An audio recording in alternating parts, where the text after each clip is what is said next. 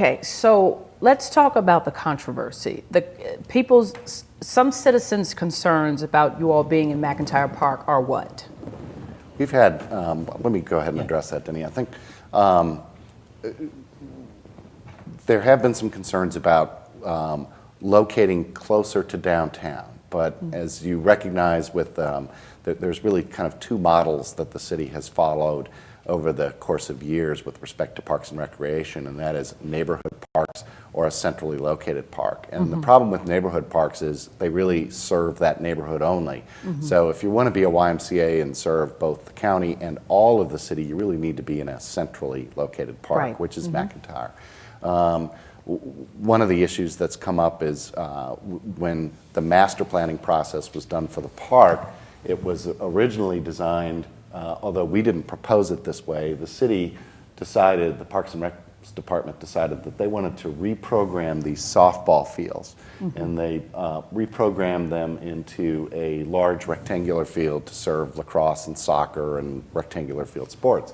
So that caused some controversy, but we ultimately said, we can build this in a way that does not impact this area at all, so that the city could decide to keep it as softball fields or reprogram it as rectangular fields or do whatever it wished to do. The other issue that has come up is the green space in the park, and part of that is frankly generated by the Meadow Creek Parkway, which is going to be going through the pristine side of the park on the east side by Shanks Branch. And that we've kind of been caught up in, say, preserving the green space.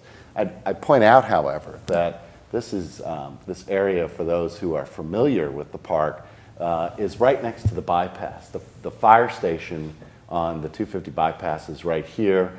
The entrance to the park is down here. These are the existing softball fields and the existing parking spaces for the softball fields. And then you'll recognize at the entrance to that driveway, there's a steep drop-off that goes down toward the woods here. So we're kind of building back in this area adjacent to the bypass and across from existing developed part of the park. So we're kind of tucked back there. And we're going to do it in such a way, we need 2 stories to be able to do a basketball a gymnasium and a swimming pool complex. But by building into that depressed area, we can actually just have 1-story show from the parking lot area here. So it'll be a building that really blends into the landscape well. And what the viewers are looking at right now is a model of what the facility will look like. This is this is the parking lot for the softball fields up here, and we're going to add additional parking in front of our building.